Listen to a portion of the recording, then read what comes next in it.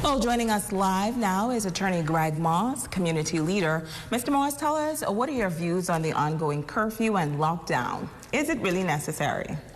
It's a wide question, but I think it's an important one. There's no doubt that the Bahamas, as with much of the rest of the world, saw the necessity to close business and operations to get a grip on the passage of the virus through the country. But the question is not whether you had to engage in social distancing and the rest of it. The question is, how do you do that within the context of operating a country and operating businesses and families being able to continue to provide for themselves? And so the answer is that yes, it had to be closed, but this cannot be allowed to remain. And we cannot simply react to this in the sense of a timeline, a kind of automatic mathematical timeline. At this phase we will do this, and at this phase we will do that. It has to be tailored to what is going on in the individual communities and individual islands. And in fact, that is what you're seeing in the States. When the president came out with his recommendations or prescription on what the thresholds should be before the individual states open, that was a recognition that the same threshold would not apply to each state. And the same thing has to be seen here. So one, what applies in Grand Bahama doesn't necessarily apply in New Providence or any of the other islands. And two, even within each community, looking at Grand Bahama in particular again, the question is whether there needs to be a blanket shutdown. This idea that you are going to prescribe, meaning limit, people's ability to make a living and their ability to move throughout the country, while at the same time not providing any kind of amelioration to fill the gap that would cause, is unsustainable. And so for many people, I don't think it's any surprise, certainly it's not a surprise to the central bank and to persons who've been looking at the finances of Bahamians throughout the years, but most people were not able to manage to provide for themselves beyond a week or two, if that, once their employments would have ceased. And so the question is, how do you meet that need? How do you rationally do that within the context of trying to maintain the spread of the COVID virus? And that is a question that again, cannot just be a one-size-fits-all approach. It has to be thought out. Socially and economically, Grand Bahama has really struggled over the past decade, even longer. We've had Hurricane Dorian in September, which was a major setback for many business owners and many here on the island of Grand Bahama. Now we have COVID-19. How do you think we will survive, so to speak, because we've already been challenged in so many areas? Do you see us coming out of this anytime soon?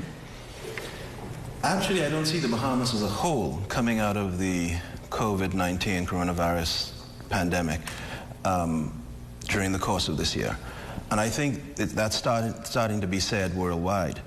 When you look at the statements that there's expected to be a resurgence of the virus in the fall, into the winter, that clearly points to a delayed coming out by the large economies like the US.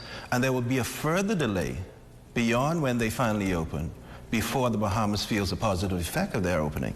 And so we're looking at, conservatively, I think we're looking at about June, July, August, before there is a grip on this, before people know the direction we're going in, at about the same time that we get hit with the virus again.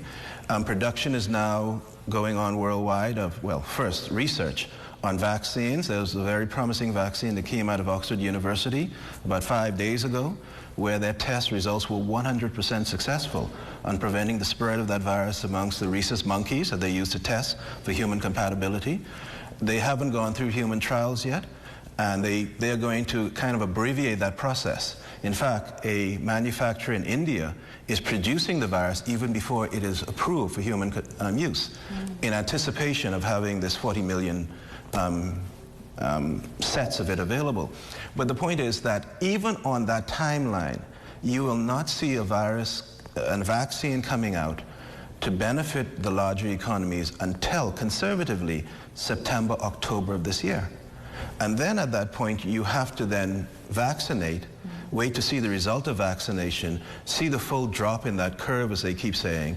And then after that, you get toward the end of the year, into January, and after that, people have to get enough confidence coupled with employment in those economies to then be thinking about going on vacation and investing worldwide. So this is something, really, it needs to be said. This is something we're going to be living with at this level until about March, April of next year, when you look at all of the variables. And so that takes us back to the question, what do you do in the meanwhile? There is no way, no conceivable way that most people can survive from now until even September, in the best case scenario, for the U.S., December, hopefully the best case scenario for the U.S. to start to feel confident again, March of next year. There's no way that they can survive. So the question really is, not so much what kind of regulations we can promulgate, what kind of ideas we can discuss. The basic question is, how do people survive? And that points to a couple things. Let me deal with Grand Bahama first, and then the wider Bahamas. In Grand Bahama, you rightly point out that our economy has been in shambles for quite some time. We have, going back to 2005 hurricanes, we've been suffering through this. Our real unemployment level up to Dorian last year was likely between 25 and 30%. And that would not even have been counting underemployment, where people technically had a job, but it had nothing to do with the earning capacity they had before and where they needed to sustain the lifestyle they had before. So in terms of real terms, if you looked at unemployment and underemployment, meaning lesser money than you're accustomed to making, we were conservatively around 50%. That's an extremely high number.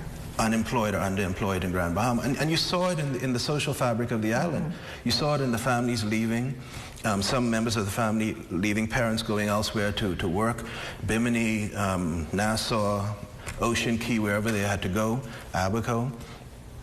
You saw it in the kind of the meltdown of the social fabric, where persons were, how could I say this nicely, doing whatever they had to do to survive. You saw it in the continued instances of people who were living on the streets. We know, I don't want to say it on TV because I don't want to prompt the government through the police going to raid a place for a PR exercise, but we know that there are a number of closed buildings in Grand Bahama that people live in because that's the only shelter they can find. And so that is where we were even before this. So now we have this going on. The Grand Bahama Port Authority has not stepped up in any meaningful way, and that is a criticism, but it's not a new thing. It's just saying that they don't have the capacity to do it. We have seen the shutdown of all basic economic activity in this country. The only economic activity we're seeing being resurgent now is consumer-driven activity, meaning food stores and the hardware stores and so on. And so those are places we don't make money. Those are places we spend money. And so when you look at it, there is no real economic activity generating income to the people in Grand Bahama. That's unsustainable. Unless you're, put it a different way, when the economy in New Providence was performing and there was an alternative economy in Bimini, persons were able to get away with that, the persons in power, because they were able to say there are places these people can go to find employment. That is not so now. And so we have a situation where while the entire Bahamas is suffering, Grand Bahama is suffering even more, disproportionately, because it's misery built on misery. And so what do? I just want to cut to the chase of this. I think this is going to be a recurring statement as we talk, but let me just cut to the chase of it. The government needs to be very serious about treating its own people the way it would treat investors that it wants to see come to this country and stay in this country. We open the floodgates to them. We reduce taxes to them. We give them incentives. We lay out not just incentives, but we partner with them in expenditure to build Bahama or to give them land to build whatever. We need to see Bahamians that way right now. And I'm not saying giving Bahamians land, but I'm saying, not that that's a bad idea, but I'm saying the necessities that are needed need to be provided. What are those? We understand that food is needed. Money is actually needed. These things need to be provided through the government, but not directly through the government. We need to take away the political overtone of what is being suggested so far. We have the infrastructure in Grand Bahama and the rest of the Bahamas to get money and benefits directly from the government to the people. We know what that infrastructure is. It is largely the churches and the civic organizations. We saw that after Dorian, because where the government didn't step in and where the Port Authority didn't step in, the civic organizations like Rotary stepped in right away. And the churches stepped in. They have the infrastructure. They know where the needs are. They have a database of people, more so than even social services does. If you're serious about addressing this calamity and the results that are going to be felt, the social results that are going to be felt, and I mean the negative social results, shortly, if they are not addressed, then you have to start allocating resources, and not just lip service, allocating resources. How much money is going to be given to families in need directly from the public treasury every week or every month until this is finished? What is that figure? How do you reduce the costs, the expenses that people have so that all of that money doesn't have to come from the government? We need legislation immediately, basically to say we all will share in this pain. And when you use that phrase, we're talking about civic, corporate, and individuals. And so the banks have to share in this pain. We need to have legislation immediately to suspend all payments on all mortgages, all interest accumulations, all. And by that I mean those entities that are licensed and operating from in the Bahamas. We're not saying we suspend debt. We're not saying the mortgage is not due anymore. We're not taking away that, but we're saying in our own country, we cannot let you penalize Bahamians at a time when you know they have no money to pay. There have been some deferral programs when it comes to rental assistance and mortgage programs. How long then? The government has said 3 months. How long do you think we should put these programs in place? Well, to my mind, there's no program with mortgage assistance yet. It's a request from the government to the banks to say, please be gentle with them. That's not good enough. It needs to be stopped. What is the point of accumulating interest for 3 months, 6 months, 9 months, 12 months? And at the end of that, the country comes out of this, but the debt burden on the people is more than they could ever get out from under. In other words, the people would be financing the cost of coming out of coronavirus. What's the point of that? Why not simply cancel, suspend the accumulation of interest, not the principal itself, but the accumulation of interest during this period? Why not, I know that it's a sensitive topic to say you shouldn't suspend rent or a portion of rent. I think you should. And I say that both as a tenant and as a landlord. I think that the government should suspend the payment of rent during this period, and it should provide for government compensation toward landlords at the end of this period. You talk about, you're going to suspend it and pay it back over a 12-month period. What is wrong with the public treasury paying that back over a 12-month period? Can we afford to do that? We can. And that leads to the biggest question. And I have to move past a lot of other things I was about to say to get to the biggest question. The biggest question is, why can't we afford this? And the answer has always been the same, because the Bahamas has never taxed rich people, ever. Under the previous UDP government, the Bay Street Boys government, the Bahamas never did it. When the PLP came to power, one of the promises they made was that they would bring income tax to the country immediately in order to tax equitably the rich people and be able to reduce the taxes on the poor and working class people. That was never done. The country right now is the entire brunt of the financing of this country, entire meaning about 92%, is being financed by the people least able to afford it. Your tax rate right now through indirect taxes is something like 42%. We're one of the highest tax jurisdictions in the world, and that tax rate falls totally on the backs of the poor and what is left of the middle class, because it's a consumer tax. And what that means is that the rest of the money that's sitting out there not being taxed needs to be taxed. In fact, this comes up every now and again. The Bahamas gets blacklisted by the Europeans, the OECD, the FATF, or now individual European countries, on the basis that it has unfair tax competition, and that is because it is not taxing European nationals and companies owned by European nationals in the Bahamas. The question is always, why won't we do it? These people have nothing to lose by being taxed. If they're not taxed here, they're taxed in their home jurisdictions. And so my clients, for instance, I have a number of clients, foreign clients who have said this to me: Greg, we don't mind being taxed, Because if we are taxed here, we write it off on our taxes at home. Because in the sense that our income from here is being taxed at home anyway.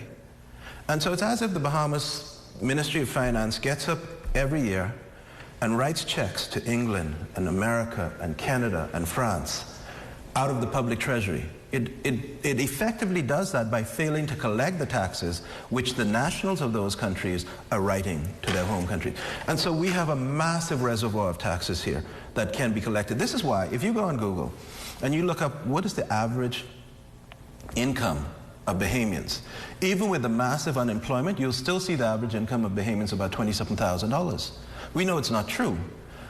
The reason it's that figure is that the countries that compile these data look at the total amount of income being generated by the country, the GDP of the country, and they look at the taxes. Sorry, they divide that by the number of people in the country, and they come up with this figure.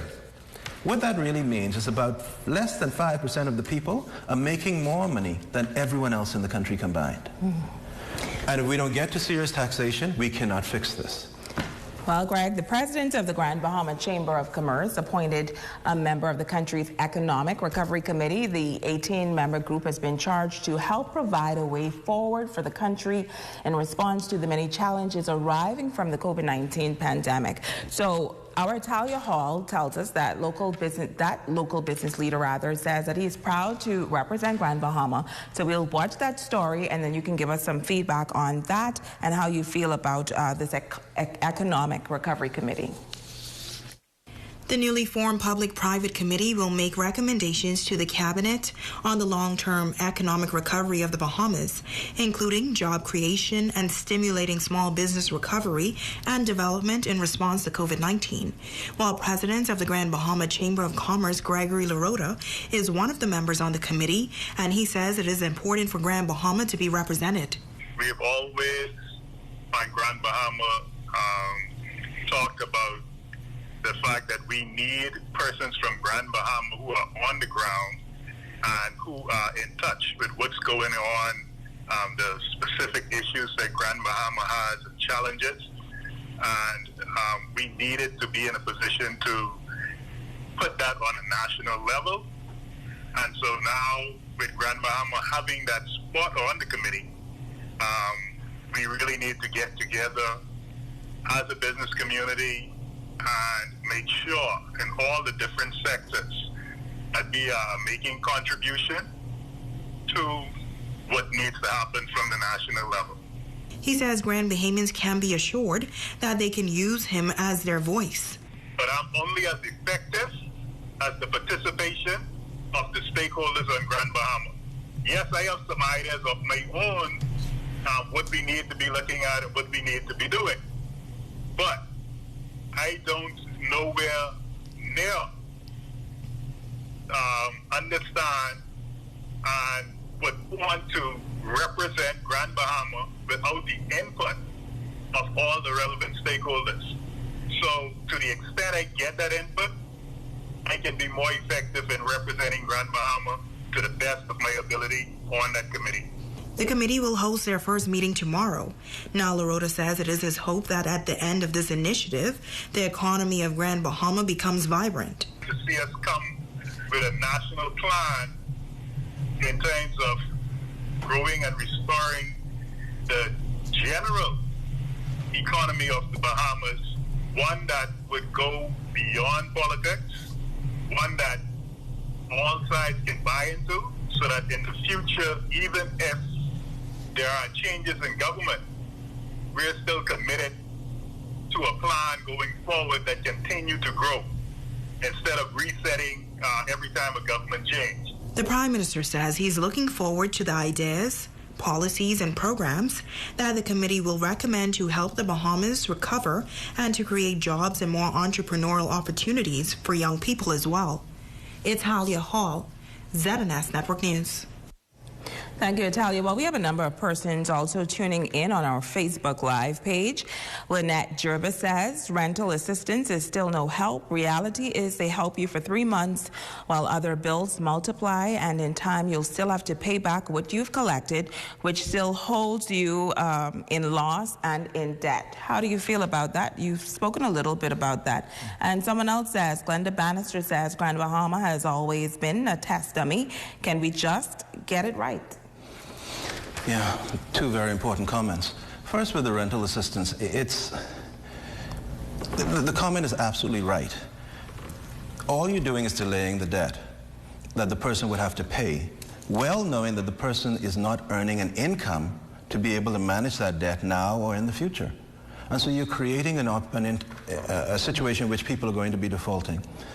What is wrong with simply doing away or suspending, freezing the rent during the term of the COVID-19? We know that the government already has powers under the Rent Restrictions Act to do this kind of thing within certain areas. The government has no limit on that power. You can restrict rent down to 0 if you wanted to. You could restrict rent down to a certain sum and say that the government will be paying that sum so that the balance doesn't have to be paid by the Treasury at the end of the day. During this period, there are all sorts of mechanisms available to the government. And that is the whole point of the Constitution providing under Article 29 for emergency powers that suspend the normal Articles 16 through 26 type of rights that people have. What's the point of having the emergency powers, of invoking the emergency powers, of seeing that there's a legitimate need of the people for relief and not bringing the relief? We have to have a system in place where across the board, no one is penalized for being a victim of COVID-19. And so this has to be done. And I keep making the point, that is not enough. You need to do that in residential and commercial properties, and you need to suspend the payment of mortgages for persons who were affected with loss of job or loss of income streams as a result of the closing of the economy.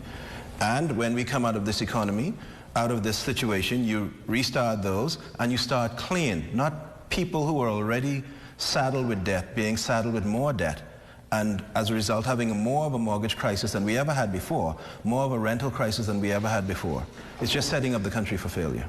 What about the landlords, though? So in some instances, landlords also depend on the funds from their tenants to carry them. What would happen in that event? They would be in the exact same situation as everyone else in the country. Because if they're relying on that income to carry them, meaning pay their mortgage, they would have also gotten mortgage relief. And so they would not have a loss. And if they're relying on that income to carry them, meaning support their household, that's what everyone is doing. Everyone is suffering loss of income, and those who have suffered loss of income without having the resources to personally cover that end up in the same boat.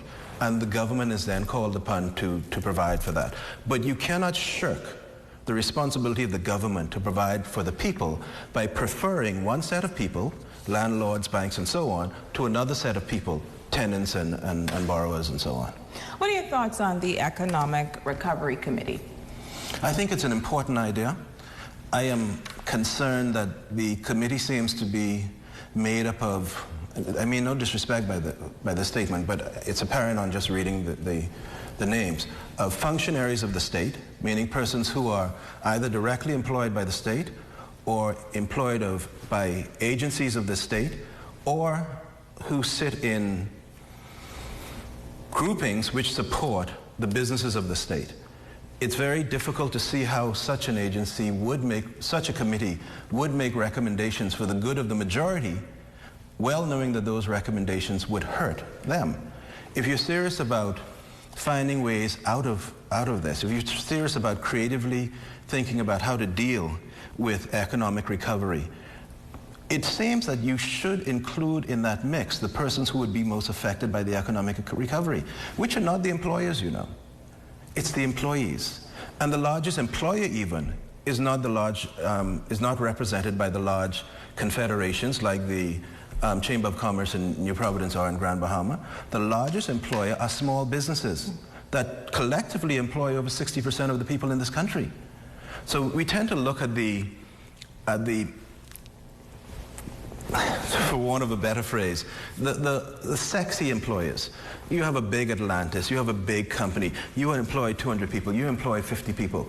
They pale in comparison to the small businesses that employ the majority of people in this country, and small business self-employed persons, which are the rest of the employers. And so to simply depend on an agency or a committee again, that is not naturally disposed to having findings, making recommendations which will hurt them for the good of the country, is to set the committee up or the government up for failure, because the recommendations are almost given. They will be the same recommendations that we've seen before. Okay, Lisa Julie asks, in your professional opinion, how long will it take for us to get to phase 5? Phase 5, as I understand it, where you start opening the borders and starting tourism, we have no control over it. That is where we benefit from persons in other economies having had their economies opened, having earned sufficient money to gain confidence and to feel comfortable traveling, and then traveling. And so that is, we have absolutely nothing to do with that. In that context, the answer really is about 3 to 6 months after the other economies are open, and the consumers who have spent their resources during the closure of their economy have recouped those resources and then feel confident to travel. Glenda Bannister says, Grand Bahama went through Dorian, now COVID. We haven't recovered from the storm as yet. Hurricane season approaching again, and she feels as if still no vision for Grand Bahama. Yeah, and that's not Is that a fair statement? That's a fair statement. It's not a political statement. I don't know who she is, and in my saying that it's fair, it's not a political statement, because that statement can be made of all governments that we've seen over the last 12 to 15 years. And so, it's not meant to be a criticism. It's just an observation that until we come to the point where we do not live in the Commonwealth of Nassau, we live in the Commonwealth of the Bahamas, until our elected officials are more representative of the entirety of the country and not of the enclave that is New Providence, we will not see the public purse, which is accumulated from the entire country, being spread over the entire country. And I mean, I cannot pass that question without also saying this. We have benefited tremendously from the Hawkesbury Creek Agreement. Historically, it has been a very useful tool to attract business to essentially a duty-free area. It's a perfect tool for attracting manufacturing, business, and so on. We have not benefited over the last 12, 15 years from the Port Authority itself. And when you look at what is happening right now, that company has sold off most of its money-making ventures. Most of the utility companies and so on are gone, or parts of them are gone. And I don't want to go through a catalog of it. Mm-hmm. But it does not have the capacity anymore to do what it was initially designed to do in being a quasi-government for Grand Bahama. And we need to realize that. And we need to get to the point of saying, having recognized that they sold off most of their money-making assets and recognizing that they don't have the financial capacity, what do we do? Do we wring our hands until 2054 and watch Grand Bahama and the people in it continue to suffer? Or do we step in as a government and say, listen guys, we've seen what you've done, we've seen how it's fallen apart, we now need to do what we need to do, and you need to delegate these powers onto another entity, which, I mean, many people have a different views of how that should be done, but which can now have an income generating stream based on those powers without all of the restrictions that you have, and let's get back to dealing with Grand Bahama as a growth center for the Bahamas. I'm looking at some more comments, some of them which you will not be able to answer. Charmaine Smith Farah says, what is being done for shelters if the virus persists, if we have to continue social distancing? But you talked a little bit about the Rand Memorial Hospital and the fact that that hospital has been compromised since Hurricane Dorian. Now we're in this COVID-19 pandemic, and the Samaritan's Purse, the tent and the pods have also been compromised to a degree this past Sunday. What are your thoughts on that? Many Grand Bahamians are saying it's about time we get a hospital, because we are now in a very precarious place. Hurricane season is upon us almost again. It will be June in about 4 weeks. So what are your thoughts on the Rand Memorial Hospital and what should be done? I'll get to that. Let me just say this. How to repair a broken economy is not a new question in the world. You could just look at 1929, 1930 with the U.S., when they went through their Great Depression, and what they did to get themselves out of it. When in a Great Depression, when in a time of economic collapse, it is the obligation of the government to spend. This is Keynesian economics, for those who know what that means. The idea that, yes, governments should be fiscally conservative, but not at a time when the economy has collapsed. You talk about housing in Grand Bahama. We have no lack of housing in Grand Bahama, you know. We have a lack of housing that is available to people, that people can afford. We have a deficiency in housing that is fully repaired. And that is a perfect formula for restarting the economy of Grand Bahama. For instance, why wouldn't the Ministry of Housing, for instance, become involved in buying out depressed homes, repossessed homes, and making them now available for persons to occupy, rent, buy, and so on, putting Bahamians to work to do that?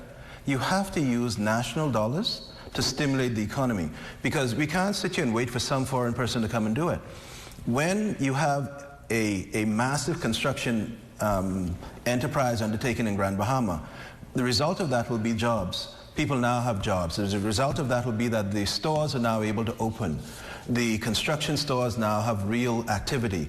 The lunch lady has someone to sell to. They are all the spin-off jobs, but there has to be a restart of the economy. And so you could see the Hurricane Dorian of last year as a negative, and it was. You could see coronavirus as a negative, and it is. But you could also see them as very, very, very valuable opportunities, because they allow for the government to operate under emergency powers, which gives it additional space to do things that might be less palatable at other times. And that space can be used to restart the economy of Grand Bahama. Thank you so much, Mr. Moss, so much information. 1 minute, do you want to wrap with some final thoughts? Well, I think my major thought is this, that if we don't get the fundamentals right, we will never come out of this. And the fundamental has to be, why is it that we as a country don't have the money that we need? One, why is it? And the answer has to be that we're not taxing the right people. The fundamental has to be, taking Grand Bahama, why is it that we are so crippled by something that just happened 2 months ago? And the answer has to be because the basics in this island do not work. And we need an opportunity to go and reshape the island. Fundamentals like, why is it that certain social groupings are being so affected? It's because there are disparities in health, in education, in housing, etc., that need to be addressed. And here's the opportunity to address them, not as a band-aid, not as saying we will give you breathing room, but when we come out of this, all the debts you've accumulated, we're going to put on your shoulder and force you to pay it. Let's reshape the enterprise. Let's reshape this experiment. Let's reshuffle the deck. Let's start again.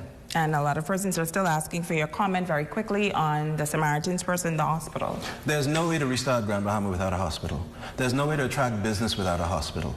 Why in the world we allowed Hurricane Dorian to destroy a hospital? And I don't mean destroy it with the weather that went into it, you know. That was not what destroyed it. What destroyed it was our inability or our failure to go in and repair it. All of our businesses and homes went through the same weather, and they're not sitting idle. The government needs to go in and repair that. We need an opportunity, we need a plan to say, we are now going to prioritize health in Grand Bahama as we have prioritized health in New Providence. We regret that you're going to have to continue to use this hospital another 2 or 3 years, but we've repaired it sufficiently for that, and we're now going to build a new hospital. I tell you this in closing, if Dorian had struck Princess Margaret Hospital in New Providence, we would not be having this discussion about Princess Margaret. The money would have been applied and it would have been repaired. The question is, why isn't the same being done for Grand Bahama? Thank you very much. Sasha Swain-Gibson says, I enjoyed this interview, very informative and timely. Great job, Mr. Moss. I concur. Thank you very much.